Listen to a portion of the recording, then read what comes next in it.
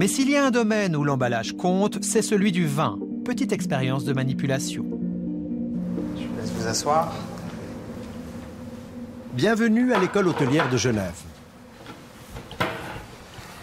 Donc l'idée aujourd'hui, c'est de vous faire déguster 4 pinots noirs de régions différentes. Vous allez les goûter les uns après les autres, me donner votre impression rapide, et puis à la fin, le meilleur des 4 et puis le moins bon. Pour cette dégustation expérimentale, il faut d'abord sélectionner 2 bouteilles contenant des vins très différents. En l'occurrence, un pinot noir suisse-allemand, jeune et peu connu, et un bourgogne millésimé 2005, reconnu pour être un excellent cru. On remplit les 2 bouteilles avec un 3e vin de même cépage, mais d'une toute autre provenance. Le même vin, de qualité moyenne, va donc se retrouver dans les 2 bouteilles, l'une à l'appellation prestigieuse, l'autre de réputation médiocre. Et pour brouiller les pistes, on ajoute 2 autres bouteilles dont le contenu, cette fois, correspond à l'étiquette. On va commencer par un pinot noir de Suisse alémanique qui est en 2009. On commence avec une première apprentie dégustatrice.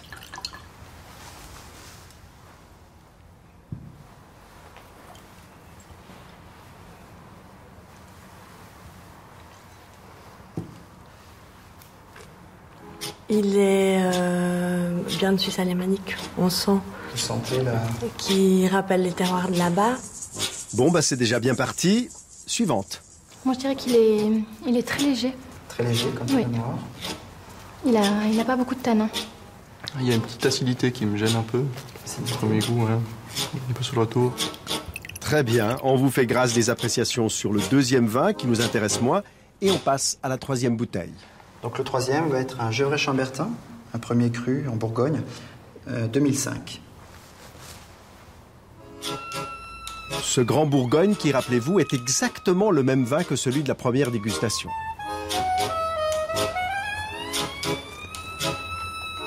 Bon, là, il y a tout de suite plus... on sent que c'est autre chose. On sent que c'est un peu plus structuré déjà. Plus de structure, plus de longueur. Oui, aussi, tout à fait, oui.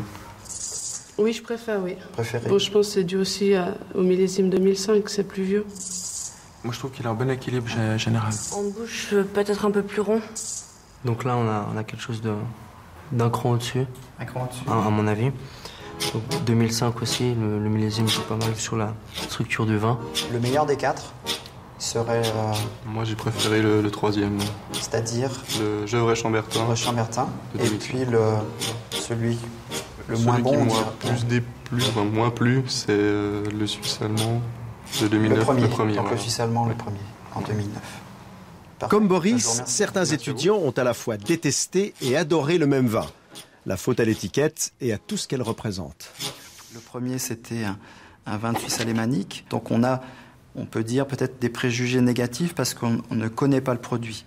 À l'opposé, le Gevrey-Chambertin, c'est un des vins les plus connus au monde, qu'on soit expérimenté ou pas, et on va se laisser influencer. Donc on va mettre dès le départ la barre un petit peu plus haut avec cette étiquette.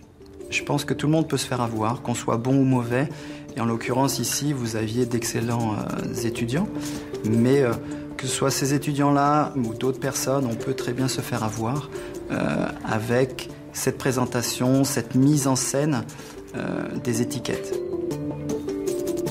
Bon, allez, il est temps de leur dire la vérité. Mais en réalité, il y avait 2 fois le même vin dans ces bouteilles. Qu'est-ce que ça vous fait? C'était les deux, c'était vraiment les deux mêmes. Ok. C'est pas possible. Si, c'est possible. Vous êtes sûr? Oui, je suis sûr. C'est fou. Ça vous semble fou? Ouais. Ça fait peur un peu. Le manque d'objectivité par rapport à ça c'est étonnant. Vous, Boris, vous êtes plutôt du genre influençable dans la vie? J'ai envie de dire non, mais après ce qui s'est passé à la dégustation, finalement, je pense que je suis un peu comme tout le monde. Je me laisse facilement influencer, surtout au niveau visuel, par les choses. J'essaye de garder un peu d'authenticité dans mes choix, mais c'est pas toujours facile. Et même après avoir découvert la supercherie, nos spécimens ont encore de la peine à croire qu'ils ont dégusté 2 fois le même vin. Pour eux, il y avait réellement une différence de goût. Et ça me surprend parce qu'il y avait quand même une différence pour moi entre le premier, donc le pinot noir. Le Hallower suisse allemand. Exactement, et le Chambertin pour moi était vraiment différent. C'est vrai que j'ai pas l'impression qu'ils avaient vraiment le même goût et le même nez, donc ça perturbe un peu. Ce phénomène de goût altéré, Ilke Plasman le connaît bien.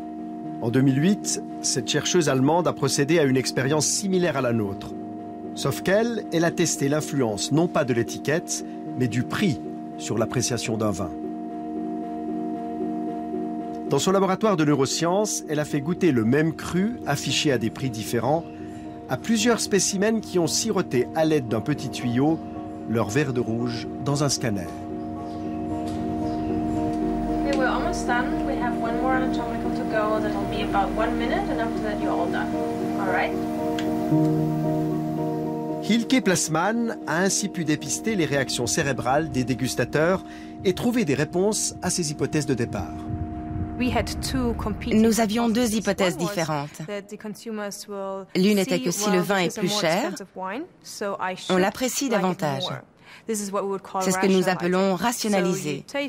On goûte et on se dit « celui-là est cher, il devrait donc être meilleur que le vin bon marché ».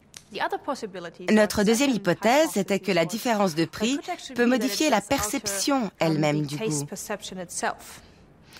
Nous avons découvert que sur un plan neurologique, le prix de la bouteille change véritablement la manière dont les goûteurs perçoivent la saveur du vin. Donc ils ne pensent pas seulement que le vin cher est meilleur, ils le ressentent aussi, parce que la partie de leur cerveau qui détecte les sensations et les saveurs agréables leur en donne le signal neurologique.